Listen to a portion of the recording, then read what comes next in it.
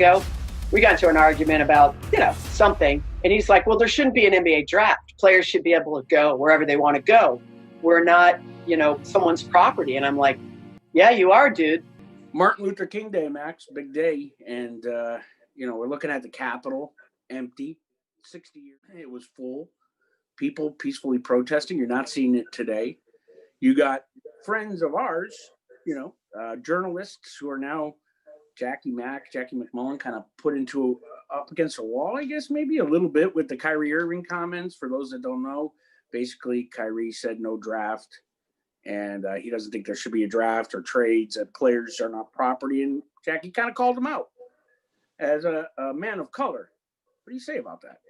And well, Jackie, I think basically what Jackie was referring to was like there was ownership, that essentially like you're owned by a team. And today's standards, those words just don't work. Matter of fact, I had an opportunity to talk to her today, and she said she wished she had completed her thoughts because she wasn't meaning to say that. She wished she had said something else. And to me, that was great. I mean, but in essence, there's technically what Jackie's saying right now about the player and his contract and who he's with. Technically, she might be correct.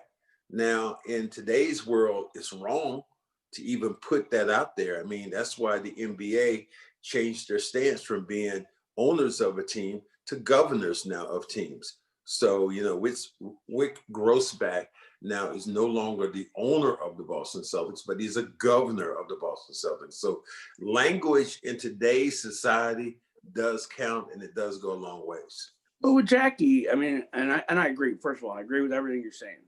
But in Jackie's case, it's not like Kyrie even referred to himself. He said players in general. Well, the NBA is it is a black man's league, but it's very diverse, probably more than it's been since it was all white, when it wasn't diverse at all. So, I believe Jackie MacMullan would have looked at Larry Bird, your old teammate, or Kevin McHale, and said the exact same thing. It didn't matter the race. So why are they digging up story? I mean, I heard it. We played it at the intro here. She was on Ryan Russillo, just said it. I don't understand why it immediately went to race in this instance, because it's a bit like, when are we going to be able to? It's very simple and very easy. It's like the white person that says, "I have a black friend." Oh, Jeff Goodman. It's a dog whistle that people hear. And if you say somebody owns somebody, there's ownership there, then that just goes against what everybody's believed or start believing. The environment that we're in, Nick, as you know, has changed completely. It's done that course where you go, okay, it was here, but it's back over here. Is it a 180, or in that way that's reversed almost completely? So I get where she was going, but I get also that people are upset because you cannot use the words own. I own somebody as you're being owned by a player. I mean, if you would just do it like this, if you work with Xerox and you want to go to IBM, does Xerox own you? Is that how that goes? Well, I mean, truthfully, Max, Massachusetts, Pennsylvania, half of the Commonwealths in the Union are at-will states. So unless they're asking me to do something illegal, they can fire me for anything. So frankly, yeah, while I'm on the clock, they own me. I don't look at it like Kyrie's exact words were property, right? I don't look like I'm IBM's property, but doesn't Danny Ainge, or I've heard you say it, I've heard me say it, we refer to players as assets. It's the same analogy. You know what? It's really kind of like that. You would say that, but there's a difference in those two words. I don't care. You can, there is a thing called masking, and there's a thing called sugarcoating. That is the word is being masked, and it's different. Completely, it's different. If I say that you are property of the Boston Celtics, or you are an asset, or in that way, or a commodity, I think that whatever it is, commodity is sold. I think that in that way, that word, there are just certain words right now, Nick, that aren't usable. I And agree. that's how that goes. I mean, I think it's for instance, like there's certain things that I can say as a Black broadcaster that my broadcast partners or my broadcast partner Sean Grandy can't use. Like, for instance, if I was watching Kevin Garnett play, and I say he made some fantastic play, I said, "Whoa, this man's a beast. He's a gorilla." You did say that, I think. Yeah, yeah, and I've said it purposely so Sean could just kind of look at me. But yeah, that is the one of those things that you look at and you're going, "Whoa, okay." Well, think about Howard Cosell, who was very, I mean, not to say his best friend, but one of his best friends was Muhammad Ali. Mm-hmm. You know, I think that there's no one that, I mean, that's a little bit before my time, but there's nobody that can really. They used each other. You said that they used each other very well. Howard Cosell used Muhammad Ali to get into the public's limelight, and Ali used Howard Cosell for his influence that he had. And what that was right now would have been social media. That you're right. When Howard Cosell went on air and said, "Look at that little monkey." Oh, yeah. That little. Did he mean anything by it? No, probably didn't. But it happened. I mean, just recently we just had an NBA broadcaster. He was talking at that time. He said the F word. Yeah, no, I'm not talking about the F word. I'm talking about it actually was in I want to say probably was in Oklahoma City. And he went on to say they have media down there. Yeah, they have media down there. He went on to he went so far as he was talking about Westbrook, and Westbrook had been making these unbelievable plays, and he said, "Westbrook, you're out of your cotton picking mind," and got fired for that. Yeah, so, I mean, so these things that we have in front of us, these microphones, are deadly to your career. It only takes one word shot out there. I mean, I think about me and social media, I don't know, 15, 16 years ago. And I was making a reference about Violet Palmer. And I wasn't being critical of her. I actually was telling a joke that went wrong. I was actually teasing my good buddy, God bless his soul, Tom Heinsohn, because he did not like officials at all, and female officials in particular.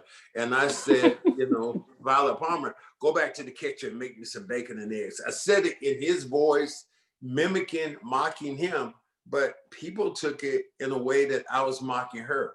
The thing that I will never do, and this is more so with women and people of color, I will never be critical of them because I know how hard it was for them to get where they got. Like Violet Palmer, how long did it take her to every little gym she'd been in, every high school gym in, every college gym, for her to make it where she did in a league that is dominated by white men? So, I would never be critical in that way of her. So it was, that's the only thing I found so offensive to me about who she was and what was said. And even today, what is attributed to me in saying about her, because they did a special and they did something with her. And there was my name tagged on the bottom, and Cedric Maxwell said, I remember that. That's one of those things you just want to, you don't want to be associated with it. But yeah, especially when you know that it was misinterpreted. And again, I mean, we're talking about Jackie MacMullan, but this fits right into that. It was misinterpreted. So when I've had that happen in the past, the more you try to correct yourself, almost the more you seem to be trying to cover yourself up, right? So you're in this uncomfortable situation, and it's so frustrating because you would never say something like that, but the more you say, I would never say that. Well, Nick, let's do this. We'll do broadcasting one-on-one right now. Mm-hmm. If you indeed make a mistake on the air, the only thing you can do is apologize. Yes. And if a person doesn't accept your apology, what else can you do? After the word, I'm sorry, my bad. What is the next words that have? So the more you try to explain yourself, and I talked to Jackie about it. Matter of fact, I was trying to get her on a podcast with us, and she said she had something with Spotify, which she was working on. So I just believe that was one of those things that you look at and going, okay, we're not going to get there. What's going on TV there, Max? Oh, just a segment on TV that. Are you missing the evening news on CBS? I have mine off, and it is that time, right? You know, we're all, and it plays right in. Listen, man, this is a fucking podcast. We can watch TV if we want. Yeah. So here's the thing. You have the TV on. Everything looks eerie. I got that same feeling with Jackie because I know her, not as long as you do, but I know her well. I know she is not a prejudiced person.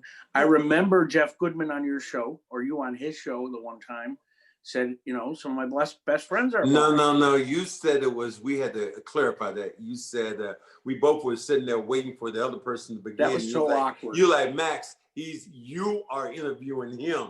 This is your show. I was like, well, okay. I won't go any further into how that happened, but it was one of the more awkward moments. I didn't think it could be, no pun intended, trumped until he said, I have a bunch of best friends that are black, and it went like. Yeah, and I told him at that time, I remember stopping. You know, I stopped him. I said, hold up there, partner. I said, let me straighten you out right now, okay? Because that's just one of those things that you cannot say. You cannot use those things and saying, hey, my best friend was black. Those things, those words just don't work. They are crystal clear. They don't come out right. I don't care how you mention them, how it comes out. They never come out right. And that's not just with black people. That's any minority. It really is. I mean, because I have said that about Jewish people, and they've looked at me like, what are you counting how many Jews you're friends with? Right? You know, and here's the thing with Jeff, and to his credit, after the fact, he called me and said, I want to make sure you leave that in there. He said, I want people to learn, because Jeff is one of the biggest advocates for equal rights for gays, black, everyone. He said, I want it in there because I want people to hear me make the mistake so they don't make a similar mistake, because it was not my intention. That's the measure of a man. Well, I think in Jackie's case, which I was telling there, was saying that broadcasting 101, we're going to give you a lesson here. Yeah. And it is, if you make a mistake, you say you're sorry, but you go back to the same medium, the same box that you made that mistake in. So mine was like, when I said it, they wanted me on TV. I said, no, I'm going to phrase it the same way. This is television stations around.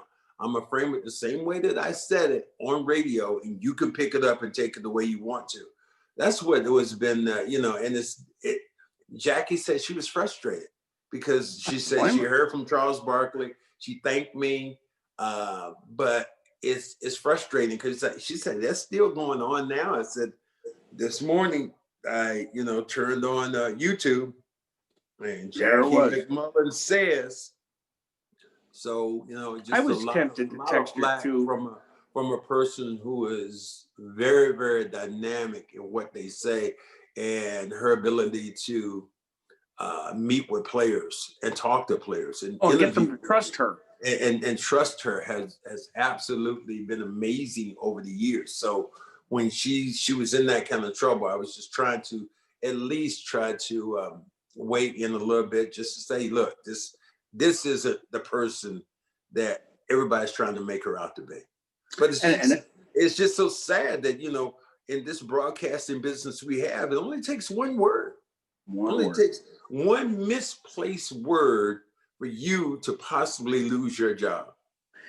And the world has, granted, it's been scaling for decades, hundreds of centuries. But in the last year, 6 months, a lot has changed. Right, Max? I was up on my roof, which is a common area where I live, and I told you this story. It was late September, and I turned to the person next to me and said, I think we have Indian summer. and they got really, they weren't Native American, but they got very taken back by that. I didn't even think about it. One time years ago, I said somebody, an Asian person was Oriental. I did not know. Now, these are things you can't say. You said midget once to me. Right? Yeah. Hey, thanks, Nick. I appreciate that. I did. And I also said one on air. We had an engineer that passed away and he straightened me out. And I never even knew what I said. Somebody made a play and I said, throw that guy over in the paddy wagon. And that's an Irish slur. He was like, whoa, you can't. Yeah. He said, no, you can't use that. Paddy. I was like, paddy wagon? You can't use that? Yeah. And he said, yeah, that's the Irish when they were being picked up. And especially here. And sometimes your ignorance cotton makes you sometimes bliss. Cotton picking is one of those. My whole life I've been hearing that. It wasn't until probably 10 years ago I actually put two and two together. My cotton picking son of a gun. That is so disrespectful. Well, you know what? Here's the thing. If he that was like the Little Rascals, right? Well, look at it this way.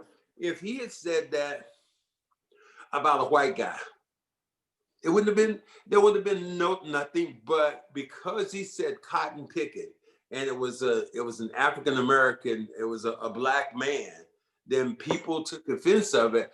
And it didn't help at all that Westbrook didn't come to his defense and say, at all. Yo, I know this dude, man. He meant nothing by that at all. So I think that's another thing which, kind of comes into play because people essentially hear what they want to hear. And we can say that because we've just gone through an election where people have heard what they wanted to hear. Even if facts are out there. It's just like, for instance, the Capitol building. The Capitol building was stormed by Trump supporters. They saw some Trump supporters. They asked them, and they said, no, wasn't Trump. No, it was Antifa. It was Antifa. Antifa did that. So here's a picture. I didn't see no Antifa t-shirts. Here's a picture of the people, the Trump supporters. Here are people who are registered Trump supporters going in the White House. But yet still, people did not believe, they wouldn't believe what was said. It was just, Donald Trump has done one thing and it's been brilliant. And that would be fake news. Oh, yeah. Fake news will live forever. Forever. And it's not going anywhere. That is one of those things that, that's the first thing a supporter will say. If you say something that is not good about Donald Trump, that supporter first say that's fake news. Fake news. Well, I remember, as you know, I voted for him the first time around. It's like one of my biggest regrets of my life. As you know, I struggle with that still. And after voting for him, one of Hillary said he's already doing rule number 1 in the playbook for dictators. He's discrediting the media. If you take away the information source, the credibility, nobody can make decisions rationally. And I think about that. First things first is, it wasn't very much further after that. We were down in DC covering the Celtics Wizards. You know how we had that.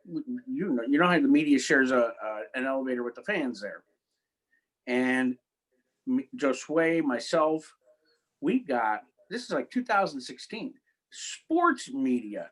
They were pretty lubricated. They were drunk, but we got verbally assaulted on that elevator, fake news, right? Then the real truth is you were out in Milwaukee and I didn't believe the pandemic. I'm one to admit my stupidity. Right? I didn't believe I thought it was alarmist media. Right? Yeah.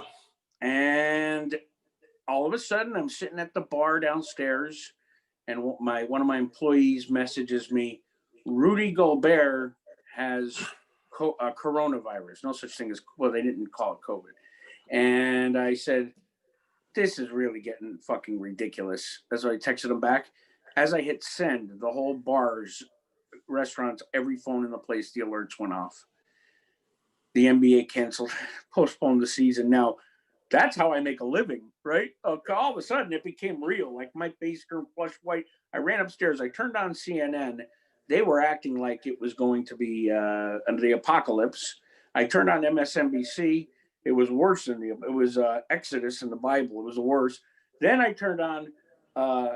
You want to feel good? Turn on Wait a minute. to. Then I turned on Fox. They were talking about infrastructure. No mention of coronavirus. You know where I went for my news? NBC Sports Boston. Wow. And you ended up being on that call. But I knew my friends over there would at least throw it straight to their viewers. The point is, we don't trust anyone. And big tech, the internet, is serving us more misinformation. And there you go. You're falling into one of those Trump lines. But it's true.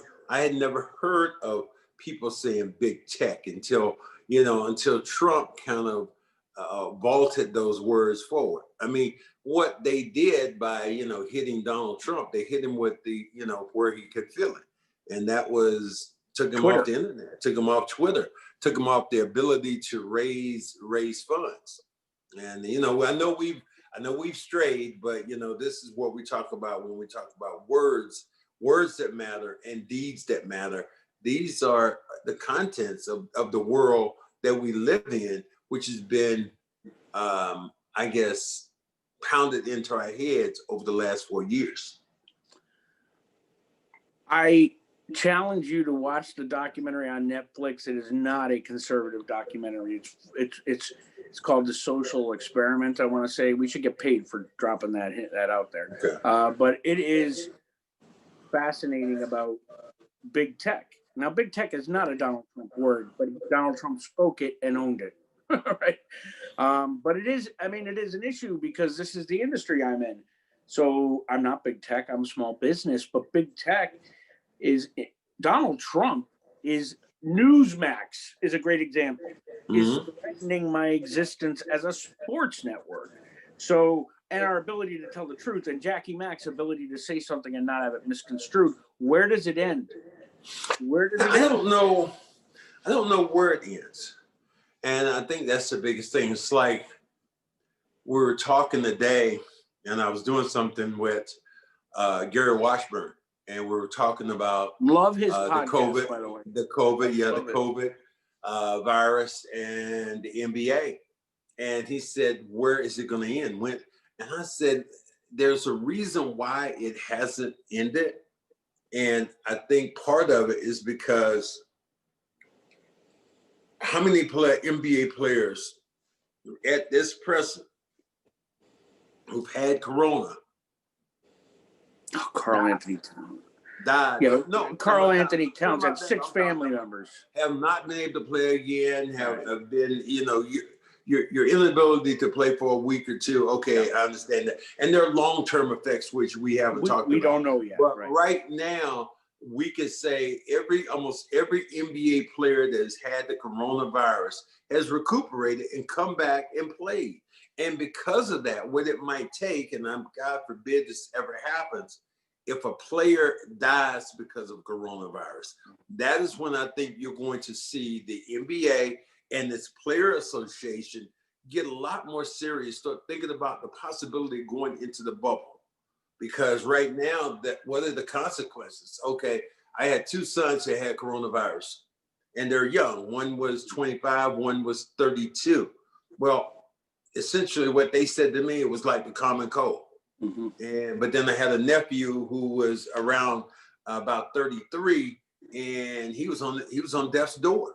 So it's just really funny how those things kind of play and they turn around and they're different. And now there's the mutations of variants. I mean, luckily there hasn't been one that they don't think won't hit the vaccine or won't, that all of them so far would be covered by the vaccine. I guess I want to go back to the communication thing because it's just something while you were talking dawned in my head. I remember around quarantine, now we're all locked down. You were still in Boston and I was over here and we're on the phone and you said, Nick, I don't know if you remember, you have a great memory. You will remember this. You said, Nick, if you, God forbid, had the coronavirus right now, where would you go? And I said, no, Max, I don't fucking know. because the communication was so bad, and the distrust in the media is even worse, and they're giving such polar opposite opinions when they shouldn't be giving opinions at all. It's just a nightmare. And I said, I guess the hospital. You go, oh, no. I don't think you will, because guess what? That hospital's filled with coronavirus. Remember? Yeah. I mean, I tell everybody that story because it's true. I mean, that's the communications part is like that now.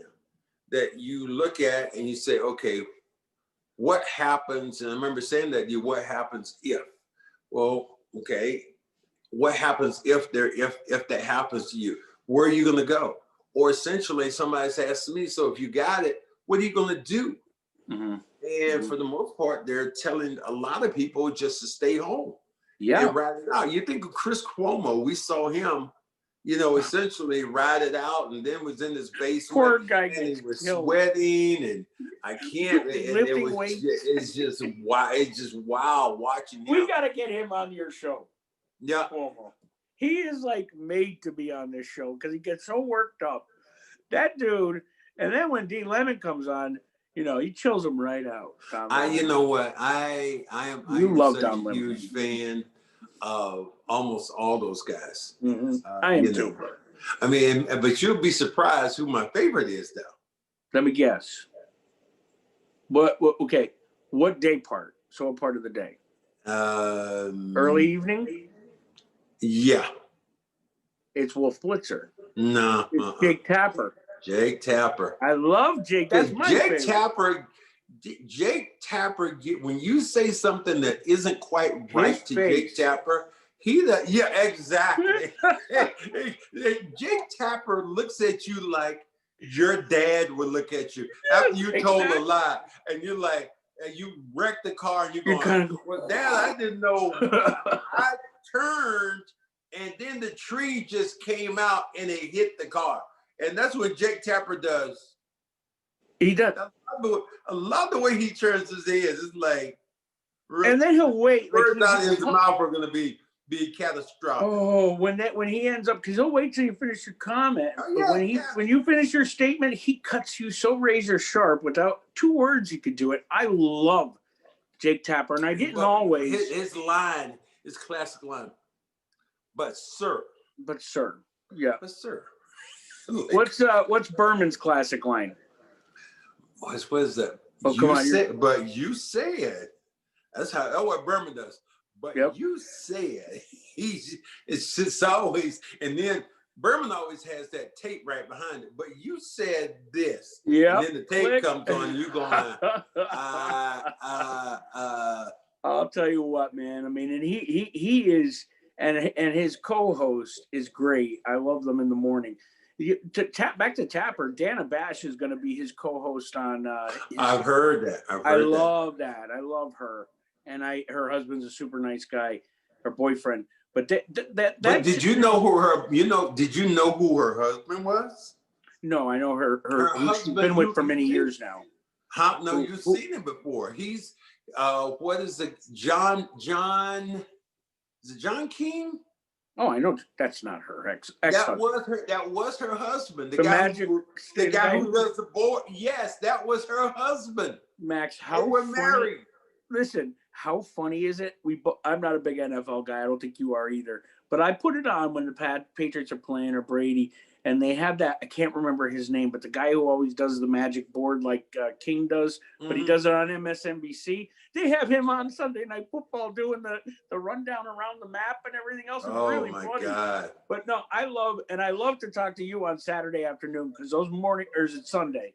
Those morning shows are so good. Smirkanich, Fareed, that's Tapper, very good. And no black.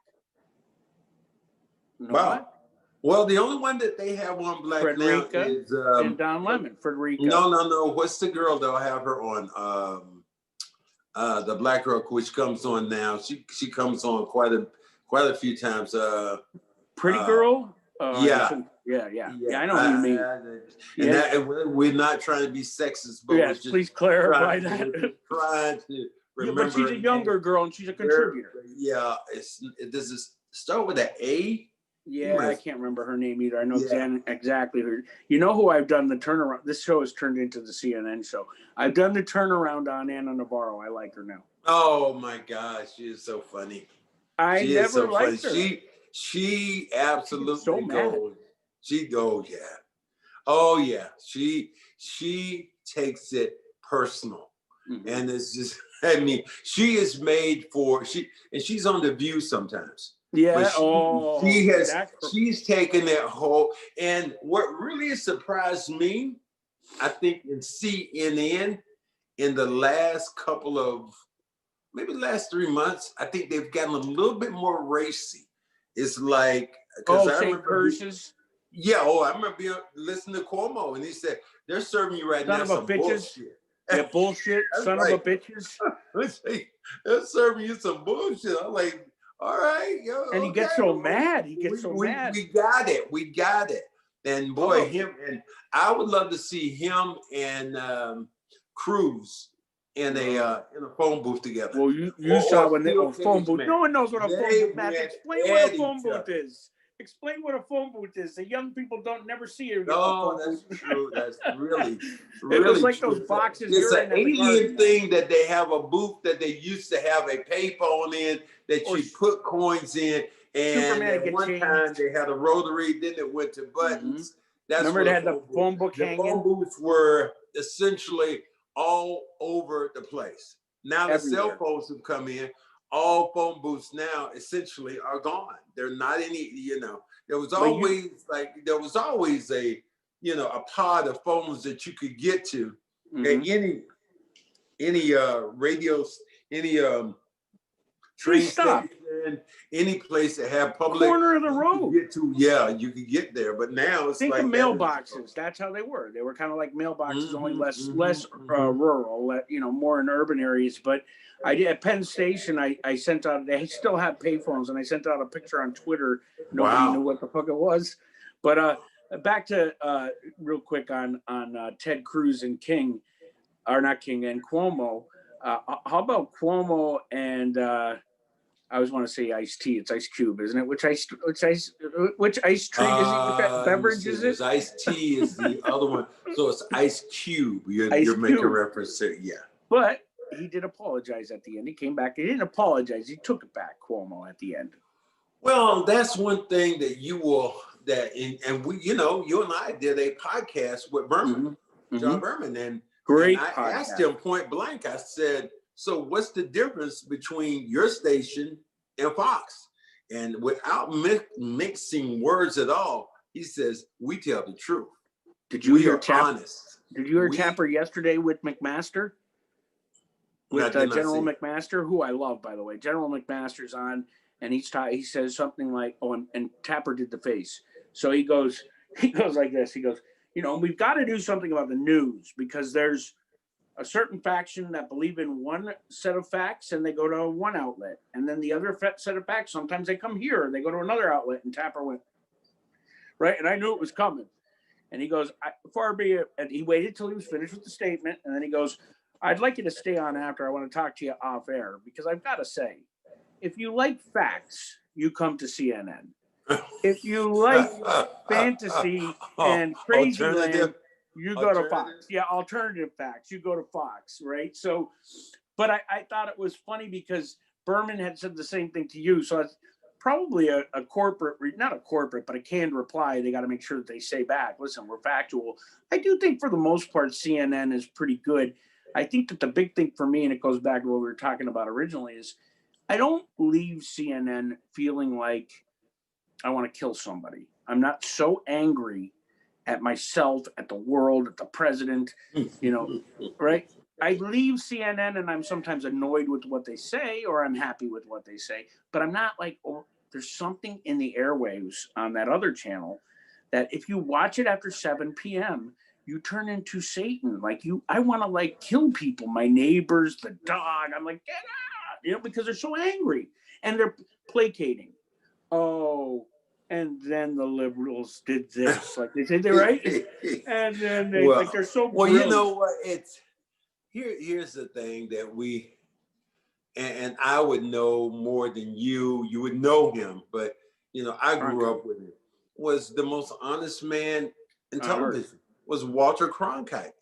That if Walter Cronkite said, that something happened. Damn it, it just happened. It wasn't no two ways about it. He wasn't putting the spin on it.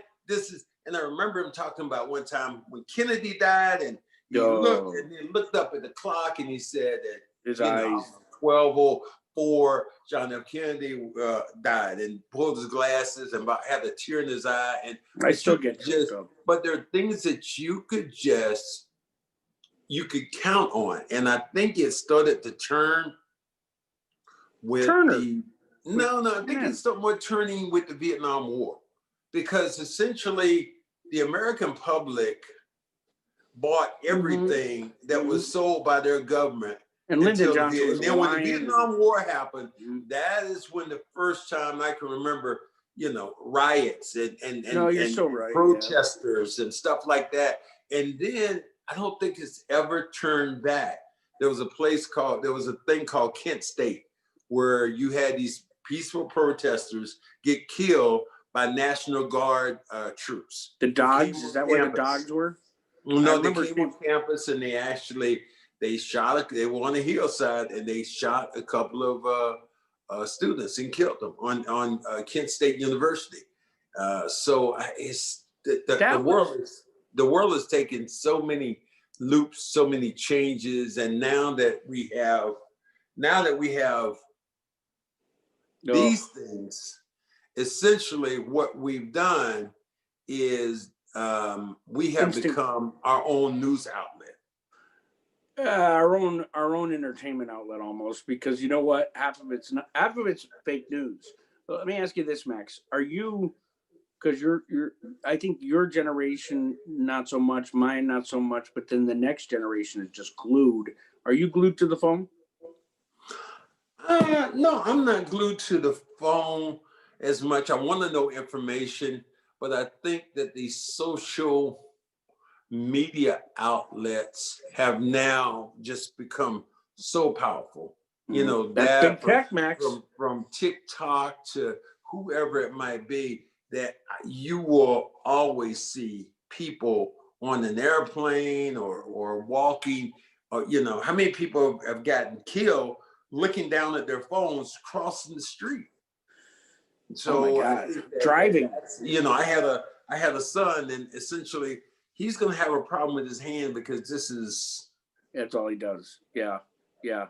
Gotta be some wrist something which is going to come into play, or finger something, because he's always just spinning. And there becomes a chemical dependency upon it, because the brain is releasing some sort of a chemical that makes us want to. I remember reading that, and that's the big thing, that there was a reason why I think scrolling was better, because it attached to that area in your brain, a receptor. You just want to just keep going and going and going. So think about it. Remember when we would have to. You talk about payphones. You were playing in the NBA. You probably had a cell phone at this time. They were like the big ones. But when I was a kid, there were pagers, and you had to stop at a payphone to call the person back. How the world has changed. But the last 10 years have been the most. But just circling it back to Jackie, and so before we wrap up, I will say, her much better than me, but I've done business with her. We have been out socially. She's a wonderful person. I feel bad that this happened. I think that the big takeaway is finish your thought. If that was her biggest finish your thought so you don't sound. And also, anyway, if they do that, the platform that you felt like you got screwed on or you got misinterpreted in, that platform should invite you back. But they really should. I talked to her about that, is that she should be going back on that same platform that everything started with. They just try to give an explanation. But Max, did you notice how she was there? It was there. I don't know that race mattered at all. So she was there with Simmons and Rosillo, and neither. Okay, I think those are three white people, but okay, let me see what happened. But I'm not going to bring up race. I'm just saying no one flinched when she said it. They just breezed right over it. Did you notice that when you watched it today? That can happen. That can really happen. I saw, was looking at sports, and I want to say Brian Gumbel sports, and there was a gentleman up there, name was Bernie, and he said that, by the way, there is no, it's not all over the country, systemic racism. And Brian Gumbel just, he said, hold up one minute, pulled his glasses down and said, Bernie, there is. And we'll talk about it later on. And that to me was one of those moments where you stop and you pause and you straighten people out. Like one of my favorite times ever was during the presidential race, and it was John McCain and Obama. And there was an older woman up there, so talking about Obama. It said he's a Muslim. He's a Muslim terrorist. And he went and grabbed the mic and said, "No, ma'am. No, we're not doing that here. No, we're not doing that here. He's a fine man. We just have differences of opinion how to, do the right thing by this country. But he loves his family just as much as I love mine." And that to me was one of the political moments of my life, where you look at how politics, and he's done a couple of them. Think about the Obama health care initiative. Oh, he was there, and he walked in. Dude just got brain surgery. Yeah, he walked in and gave him he was this man. Great man. Well, yeah. Great. Oh my God, just that dude right there is the kind of dude, and I don't even drink beer. He's the kind of dude you want to sit down and have a beer with, because he was just opinionated and he was honest, and you could tell what page he was on. But when he straightened that woman out, and then I looked at our senators right now and some of our congressmen, and they get in there and they start talking about, well, Donald Trump won the election. How can you say that? It's like when he said he lost by 8 million votes. Didn't lose by a million, 8 million votes. Joe Biden got 305 electoral votes. Trump went in to say, and I would hate to be on this rampage about Trump, but no, do it. But Donald Trump went in to say, call the state of Georgia. Can you find me 11,000 votes? You know what that's called, Max? Obstruction of justice. Yeah, you can't do that. And then the guy, he goes on to say, he's at his rally, and he says, I tell you what, true Americans right now, what we have to do right now is take names and kick ass. That was Don Jr. Yeah. But then they said, you know what? That had nothing to do with inciting the crowd or getting them worked up. I mean, I know, people in law can do a lot of things, but if it's a duck, if it quacks, walks, if it shits like a duck, it is a duck. I'm sorry. The other thing too is how much do we need to see? It's on camera. Like people are going, no impeachment. No. I want to be protected. I don't want this man to ever run again. Keep the impeachment in the House is done. Go through with the Senate and put him on trial afterwards. Let Joe Biden. I know it's going to distract the first so long of Joe Biden's. Let me ask you this. Fuck that conversation. You know what? Do you already feel safer? Here's the thing about it. If you disagree with me now, because there are a lot of people who are, I hope you're listening. If you disagree, come on my podcast. Let's talk about it. You have a free invite to come and give me your opinion about what happened with the election, what happened with Donald Trump. I know that my voice is I'm completely on the other side. So I want you to come on air with me and explain to everybody exactly what happened and how wrong I am. I'll challenge anybody out there to come on air with me on my podcast and explain, and I will give you a forum that you can talk about it without being interrupted. I will give you a forum to tell me exactly what happened. Are you telling me that the voting booths were changed?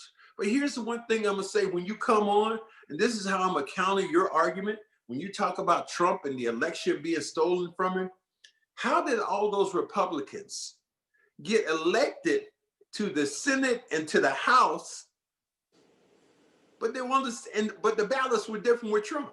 They want the same ballots. And the governors and the secretary or the attorney generals in many of these states that he contested were Republicans. Yes. He said he wanted them. It was basic. Listen, here's my theory. And again, this is speculation and a theory. There's no facts here. It is not alternative facts. It is speculation. All right. I think stand by, stand down, whatever he said there. I think on both sides, when he said that at Charlottesville, very fine people. Yep. I think these are all, I really believe these are cues. I think they're passive messaging. Do you think I'm nuts? Oh, yeah, I think there's a passive message in almost everything you say. I don't know, but I think there's a passive message to them, to QAnon, to the Proud Boys. I don't know. See, I don't want to give QAnon that kind of respect where they have a Q. I don't want to give them that kind of respect where there's a QAnon book.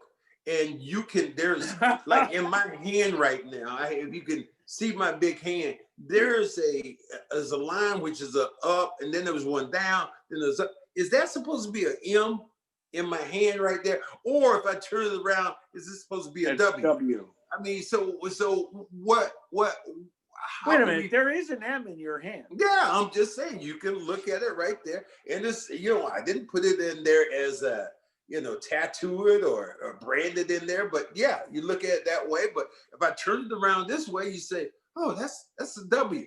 I'm not giving anybody QAnon that much credit for Donald Trump interpreting words that are QAnon words and putting those on a subliminal message and people getting it and believing what they want to believe. It's just absolutely crazy. Just infiltrated our capital. Never happened. We are the United States of America. They're not as they're definitely crazy, but they're not as stupid as they look, because they look really stupid. They look like dumb white people. I can say. Wait a minute. That hasn't changed. That's what they're going to look like now. It's just like there was a gentleman in the airport who was talking about, they threw me off the plane. I'm on a no-fly list. They think I'm a fucking terrorist. Well, you are. You are. Here you are running through the Capitol building. Mind you, hold on a minute. Let's get this straight. Without a mask. Not one person had a mask on. I can identify you easily. Now, if you like this, I can't see you. To identify who you might be. Some of these people, you can only see their eyes. But if you're running through without a mask on and you're screaming to the top of your lungs into a television, everybody, there are people who know you're going, I think that's my doctor. Is that? Yeah. I think that's my psychologist. But it's like people of color right now.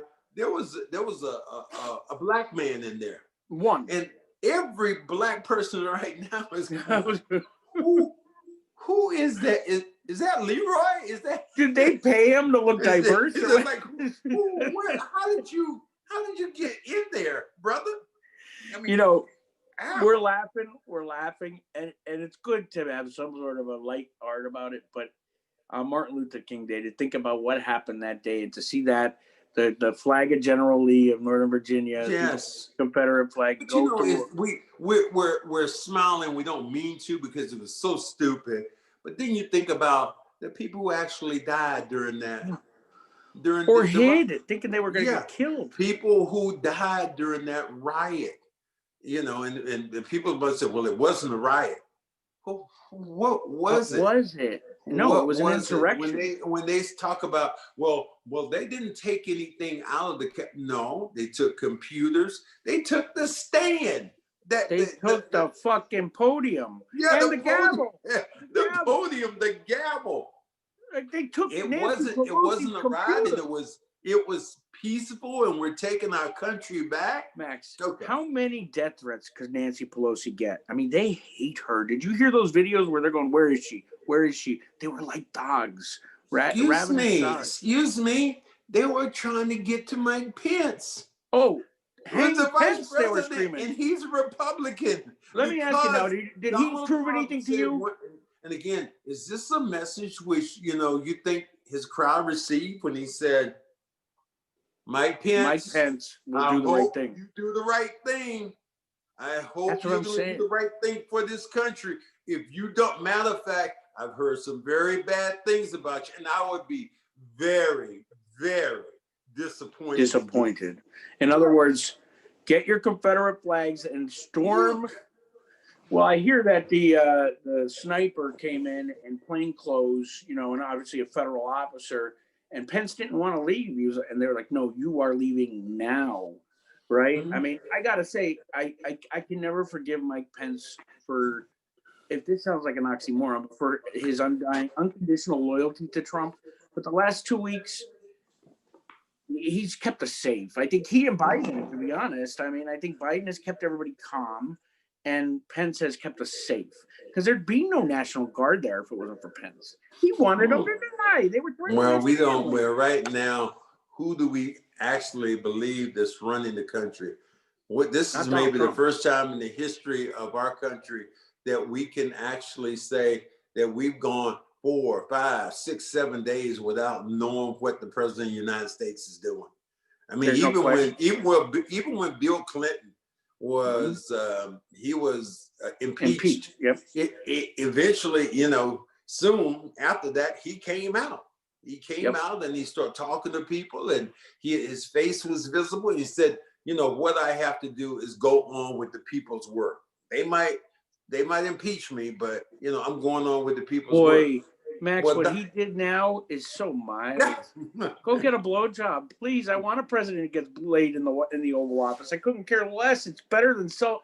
You know, I mean, Trump wasn't even, the ink on the inauguration wasn't even dry, and he had all the Russians in the Oval Office. Oh, at least my God. Clinton got laid. I mean, we have, blown. and we're so sorry that we have moved to this side of, but our podcast, my podcast has been all inclusive. We talk about anything. We're just not a sports related podcast. And if you don't get it right now, there's a skip button. Hopefully you get it today. Because again, if you are on the other side of my argument, please somehow get to myself, get to me. So I have a feeling you're going to tweet this out, and that's going to get to me and say, look, if you want to be on my podcast and you want to have a serious discussion, please come on. I'm not the most articulate guy in the world. I'm not the smartest guy in the world. But I can listen, and I think that I could give you my opinion, and you could give me yours, and I would love to ping pong back and forth just to see what you would say and what I would say. How about we do this, Max? Whoever gives your favorite review on iTunes, we'll bring on the show to debate you on this. You're going to have all Trump comments on your feed. It'll be all, prove it on Max's iTunes. No, I'm just kidding. For me, really, it doesn't, because I don't mind the whole thing if you're telling me about facts. And I've this year I've kind of bitten my tongue and tried to kind of lay back. But some of the things that Donald Trump has said over the years, and the one that really keeps resonating with me, is when you say, "I've done more for Black people than any other president other than Abraham Lincoln." And so you're going back to when people were slaves and saying you've done more. There was Lyndon Johnson who was, you know, had the whole initiative right now for civil rights. You know, there were people there in the White House. President Obama, there are millions of people right now who have insurance, who just have general insurance called, and we get this word, Obamacare. And thank God with COVID that they have insurance. Yes. Even though in the middle of it, once he removed the mandate, mine went up. You know, mine went up 3 times, I think. But the point here is, you're right. You're totally right. You know, there have been not a million. There have been a lot of. Kennedy was started. I mean, he was very good for civil rights. And Lyndon Johnson, to his credit, he was a bad man, and he hated Kennedy, but he loved. He at least worked with Martin Luther King. But even with Johnson worked the system because he wanted to be elected the next year, and he knew that he needed some of those people, and he said that. He said, right now, if I bring out civil rights, we're going to lose the entire South for the next couple of generations. And in fact, he was right. He was right. Yep. He was right. Now you just had one state that turned blue, and that was Georgia. And there were other states which were close, but again, Texas was close. Yeah, there was a time there closer than people thought. So I think that this country has because I'm from North Carolina, and forever that has been a blue state. It's always been a blue state. Pennsylvania, and now, all of a sudden it was a red state. And so I was up in the hills of North Carolina, and it was just so funny. I was going up near Asheville, and it's up in the Smoky Mountain area. And as I'm going up, I stopped to a roadside store. And why I stopped, I have no idea, but I stopped to get a drink. And at this roadside store was a big sign saying Trump and Pence. And then they had who's stupid enough to put it on their stores? I never saw but that. they had these figurines where they had the black guy in a jockey suit holding a lantern that you put on your lawn, which is like one of the, oh my God, I'm not sure if there's anything worse right now that people put on their lawns. So yeah. My uncle owned a house in Kingston. This is ironic. Kingston, Pennsylvania, not Kingston, North Carolina. Beautiful home. They're still there. There's two black slaves holding lanterns at the bottom of the driveway. Jesus. And I remember as a kid driving by there and saying, I love those statues Uncle Sammy has. And my father looked at me and said, if Uncle Sammy was still living there, they'd be gone. They are not to be admired. And I never knew why until years later he told me, but they were slaves holding the lantern. Yeah. Kingston, Pennsylvania. I mean, and then you look at all the PA people who have been involved in this riot. A lot of people out of Pennsylvania. So you see a lot of disenfranchised people feeling they're left behind. And I guess to end this up, I've said that 3 times, but I want to get one last thing from you, because all day I've been thinking this. What could,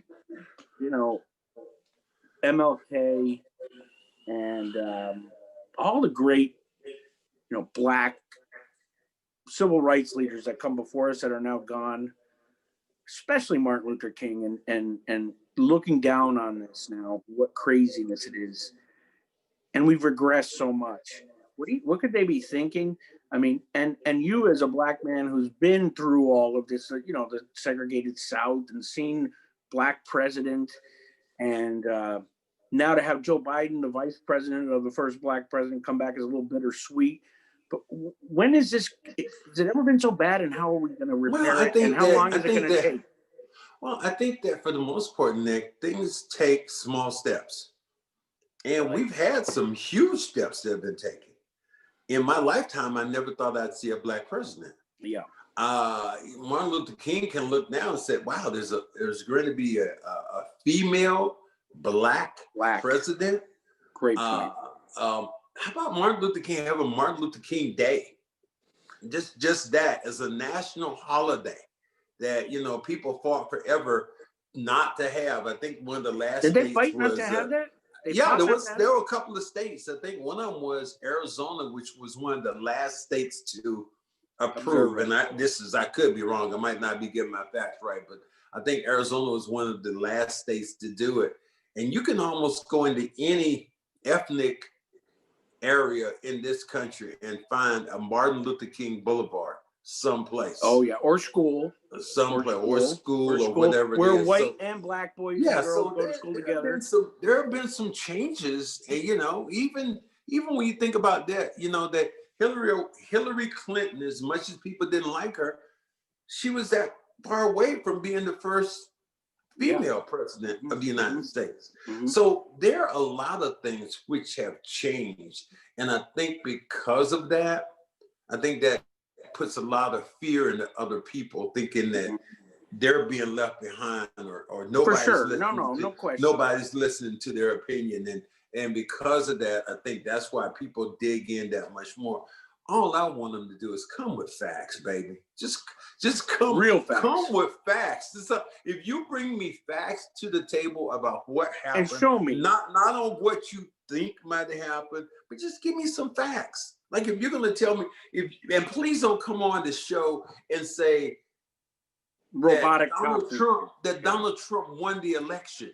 That disqualifies you, because there are 8 million more votes. There's the electoral college right now, which, Joe Biden, they were saying I want to say the last 5 or 6 presidents of the United States who have been Republicans have not won the popular vote. Reagan might be the last. The last Senior. one might have been Bush Jr. Bush Senior. No, Bush Jr. lost the popular vote. I don't know if he did the second time. The first time he did. Well, I think that that's what they said today. It was the last one that I saw. So, was Bush. but it's been Democratic since then. Was the Bush, but most of them have been Democratic that have won the popular vote. So, well, Max, people come and debate on this too, and I don't want to get into this topic, but I'm going to drop it quick. I have to ask people, Republicans, and I do it all the time. I'm in the upper bracket. I've been blessed. I'm fortunate. I work my balls off, but I make good money, right? So I'm in that top bracket. I don't like my taxes. I don't mind paying a little more taxes. You know what I mean? To take care of people who are less. Okay. Mm-hmm. Now, but the point is, when I say that to Republicans, they look at me like I have 3 heads. But when I say to them, explain to me where you've noticed it come out of your paycheck, where you've noticed it come out of your 401k, where you've noticed it with the stock market. Because to my knowledge, we had an economy crash under Reagan in '88. We had an economy crash under Bush in 2008. We had an economy crash, the pandemic to blame, under Trump. All the Clinton, not Carter, but Clinton, Obama had great economy. Obama inherited garbage and turned it into gold. I made a lot of money with Obama, right? So where's the argument? Tell me what would hurt you, Mr. Republican, because they can't. Yeah. It's just a talking point. It's a robotic talking point. So, and and we say all this, and and what we really missed out on in this conversation, which I think was absolutely great today. It was very informative to me, and hopefully a lot of you listen. But we also didn't talk about a great documentary which is on right now on Tiger Woods. It's been fantastic. 30 for 30. They're doing it right now. Yeah, it's actually on HBO. It's a 2-part series, and they go down. The way they break it down with Tiger Woods is unbelievable. I mean, I've never been a big fan of it. They have his. You would love this. They have every mistress which he has had. The way he broke up, the way he got caught, and the way he got caught was just like, oh my God, that was a man's nightmare. He was actually one of his mistresses. He had talked to her on the phone. Well, first of all, they had caught the mistress actually in Australia. She used to give parties in New York, and all the celebrities would go to her place, and that's where she met Tiger.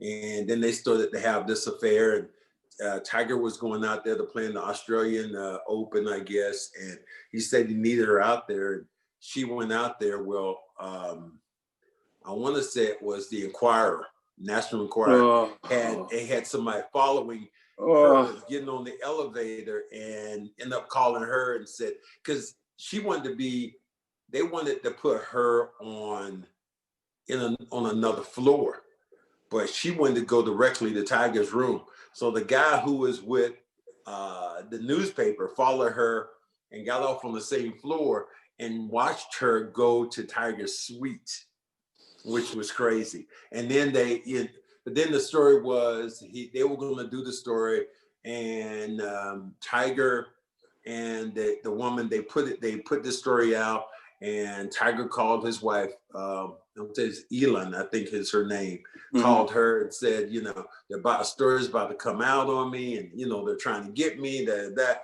And she was like, yeah, I know they're trying to get you, and whatever. and I'm going to have you talk to this woman. So actually the mistress talked to Elon, and they were, look, this is what He's happened. not a great guy. Oh no, this is what happened. He's not this a great is why guy. I was here, and it was on and on. It was Have you ever so met him? good. It was so good. And then, Have you ever met him? No, I haven't. And then they went on after they had this. She and Elon had this conversation. Both of them just said, "We got away with it." Elon believed them and all this stuff. And so I guess one day he was back now in Orlando with Elon, and he was taking Xanax to go to sleep. Oh, yeah, well, we've all done that. And he took a Xanax, and he had talked to his mistress, and a different one. Baby, I'll talk to you later. I'm going to go to sleep. I'm not going to call you. So next thing you know, she's like, the phone rings. And she was Elon, and the mistress says, I thought Tiger was, going to go to sleep. He wasn't going to call me back. And then she said, "Hey baby, what's up? How you doing?" And she said, and it was Elon. And she said, "I knew it was you. I knew it was you." And that's when holy hell broke to. You remember there was a incident where Tiger Woods was at his house, and he drives and he hits the mailbox, and he got picked up. Well, what happened was Elon was chasing him with a golf club. He goes out to his car. They showed like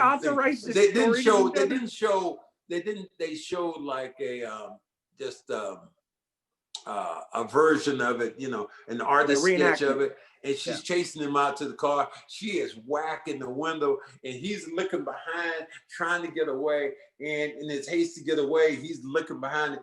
He runs into the mailbox, knocks himself out. She gets him out of the ambulance car. Comes, and right? that was the story. How did Tiger Woods? He got arrested.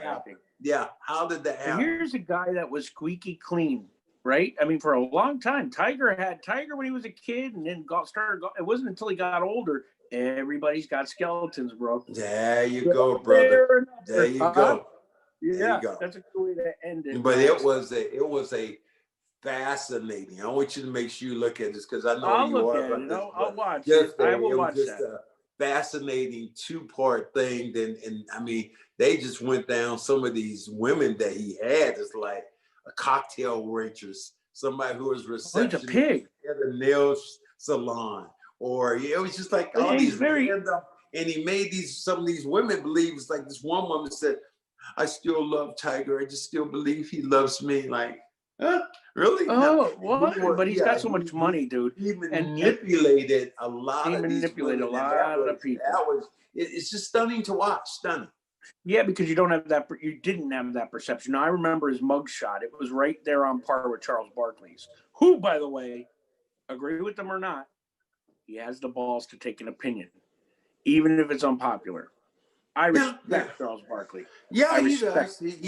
He does. He will put it out there, but I think the public has gotten over it. No, the public is accepting them. That is who he is.